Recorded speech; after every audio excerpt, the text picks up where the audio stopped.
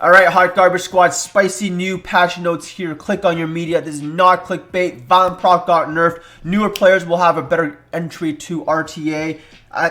Basically, it's summarized. However, rewards still have not been changed, so you're still going to get doo-doo rewards. However, Violent proc got nerfed. Sick nasty for the Hot Garbage Squad who only farms giants. So basically here you will see the test they did and what they decided to approach it with. But here, right here under the star is basically what they do. So basically what happens here is if you violent proc, your violent proc chance decreases by 5%. If the enemy violent procs, you get 5% more to violent proc. However, it's capped at 27% and lowered at 12%. So for the Hot Garbage Squad who only farm Swift, eventually, if we never violent proc, they will hit 12%. So in an elongated match, it's going to be 12% instead of 22%. So really good for the Hot Garbage Squad. So basically this chart shows you what is going on. So basically plus minus 5 if you keep violent procking. So basically the meta is going to change. So here's more math to show you their test version and how you'll see at the right chart the amount of difference in activation rate for violent proc has been equaled out to like about 1.4, so pretty much very close together here, and they're showing the test data.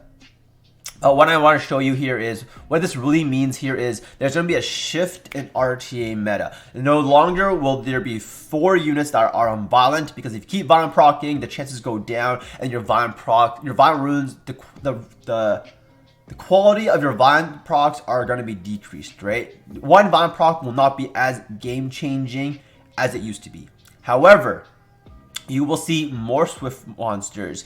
You will see more Despair monsters back in the meta instead of 4 violent monsters because of this change. That's what I personally think. I'm still going to use my 4 Swift monsters, but the RTA meta I think will change. No longer will it be 4 violent monsters because the proc changes. If you keep procking every time, your chances will decrease, right? And your violent procs no longer will take skill to destroy the opponent.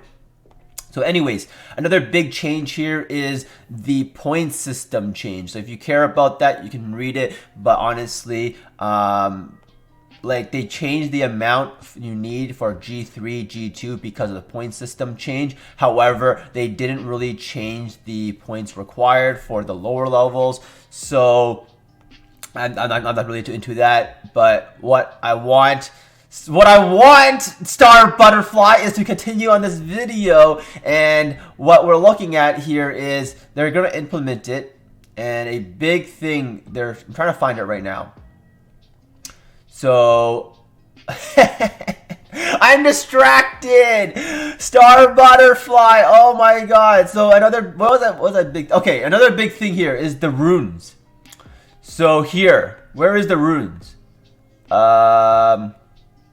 Okay, rune setting feature. This is what I'm looking at. Okay, this is what I'm looking at.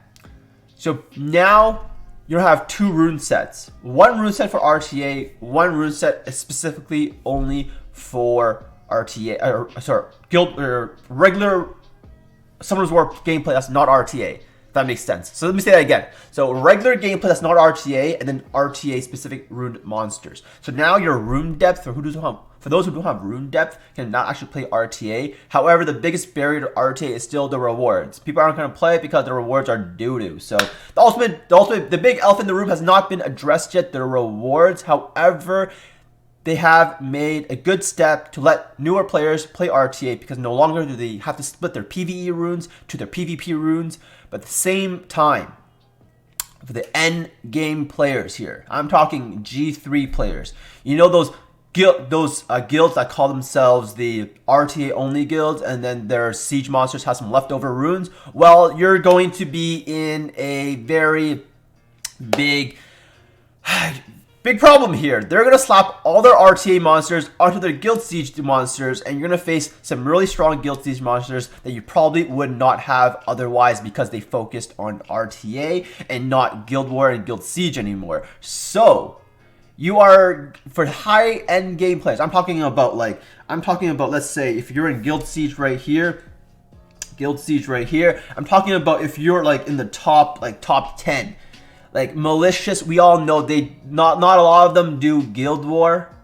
Sorry, Star Butterfly, you are mixing up my words. Not a lot of them do RTA, but a lot of them focus on Siege. So a big example here, I'm gonna give you Tiger. Tiger has nothing ruined for Guild Wars because all of them, his monsters are PvP focused and RTA. So now all his runes are slapped onto Siege. So can you imagine if you're from any of these guilds facing a bunch of these players that focus only on RTA, but now their RTA runes are now on their guild Siege?